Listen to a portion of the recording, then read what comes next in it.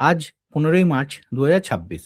US এবং ইরানের যুদ্ধ একদম চরম পর্যায়ে পৌঁছে গেছে, যার কারণে গ্লোবাল মার্কেট থেকে শুরু করে আমাদের মার্কেট একদম তলানিতে এসে ঠেকেছে। এবং গত শুক্রবার দিন একটা ব্ল্যাক ফ্রাইডে গেল, সেটা বলতেই পারেন। এমন কোনো সেক্টর নেই যেটা পজিটিভে বন্ধ করেছে। প্রায় প্রত্যেকটা সেক্টরই নেগেটিভে ক্লোজ করেছে। সঙ্গে ডেটটাও সাথ দিয়েছে, আনলাকি 13, একটা ডেডলি কম্বিনেশন। তো শুক্রবার দিন একটা বড় সেল অফ আমরা মার্কেটে দেখেছি। তো এই সিচুয়েশনে দাঁড়িয়ে অনেকের মনে একটা বড় প্রশ্ন চিহ্ন রয়ে আছে যে মার্কেট কবে রিভার্স করবে, এবং মার্কেট রিভার্স করলেও পোর্টফোলিও কবে পজিটিভে যাবে। কারণ লাস্ট 1.5 বছরে পোর্টফোলিও চলেনি, প্লাস অনেকের হয়তো 50 থেকে 60% পর্যন্ত পোর্টফোলিও নেগেটিভে আছে। তো এই জায়গায় দাঁড়িয়ে হয়তো অনেকে ভাবছেন যে মার্কেটে না আসলেই ভালো হতো, বা কোনো ফিক্সড ডিপোজিট করলে ভালো হতো। আবার অনেকে লস বুক করে মার্কেট থেকে বেরিয়েও গেছেন।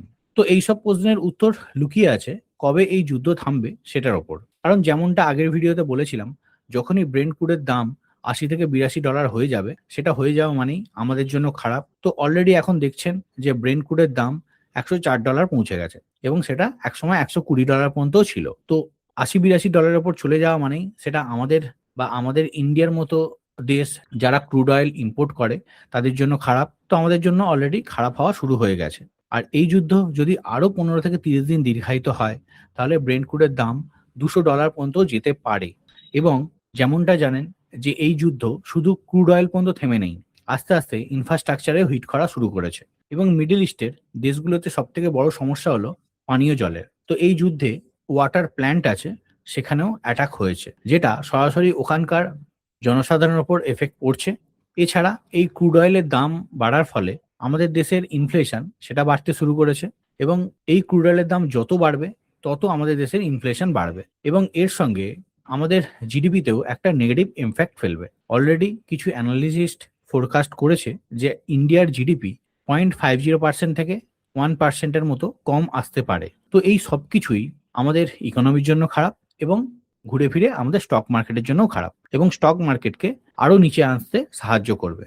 তাই এই যুদ্ধ যত তাড়াতাড়ি বন্ধ হয় ততই আমাদের জন্য ভালো। আর নিফটির যদি কথা বলি, এই যুদ্ধ যদি দীর্ঘায়িত হয়, তাহলে নিফটি 22,270 থেকে 21,740 এই পর্যন্ত আসতে পারে। এবং এই লেভেলের যদি ব্রেক ডাউন হয়, তাহলে টিল 20,300 থেকে 20,500, মানে 2023 সালের যে গ্যাপটা ছিল সেটা ফিল করতে আসবে। তো এই মুহূর্তে আমি এইসব লেভেলের কথা ভাবছি না, বাট 22,270 বা 21,740 এই লেভেল পর্যন্ত আসতে পারে। তো অ্যাজ এ রিটেল ইনভেস্টর এই জায়গায় আমাদের কি করণীয়? ফার্স্ট হচ্ছে, মার্কেট এখন অফিসিয়ালি ডাউন ট্রেন্ডে আছে, তাই ট্রেডিং করলে সেল করে খেলাই ভালো, মানে আমি শর্ট সেলের কথা বলছি।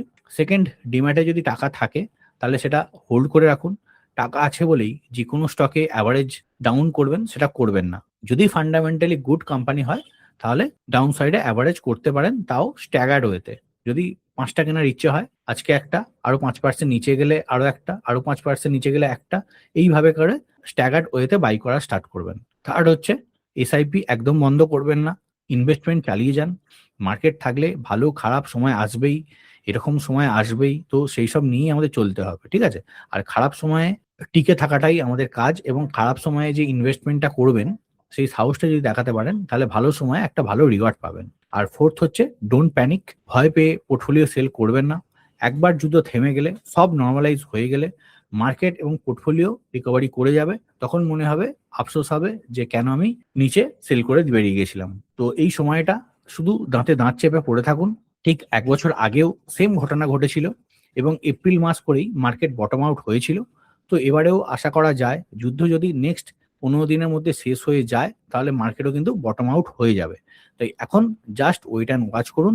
ভয় না পেয়ে যেগুলো বললাম সেগুলো যদি পারেন করতে থাকুন, আর কোনোভাবেই কোনো বাজে স্টকে ডাউন সাইডে অ্যাভারেজ করবেন না। ব্যাস এটুকুই বলার ছিল। এমনি স্টক স্পেসিফিক কিছু বলার নেই। মার্কেট যতক্ষণ না বটম আউট হচ্ছে বা রিভার্স করছে, ততক্ষণ স্টকে কোনো কাজ করা যাবেই না। মানে বাই প্রথমে পরে সেল এরকম করা যাবে না। এখন শুধুমাত্র লং টার্ম ইনভেস্টমেন্ট এবং এসআইপি চালিয়ে যান। তো এখানেই আমার ছোট্ট ভিডিওটা এন্ড আপ করছি। যদি এই ইনফরমেশন আপনাদের হেল্পফুল বলে মনে হয়, তাহলে অবশ্যই লাইক এন্ড শেয়ার করে দেবেন। আজকের মতো বাই বাই, ভালো থাকবেন, সুস্থ থাকবেন।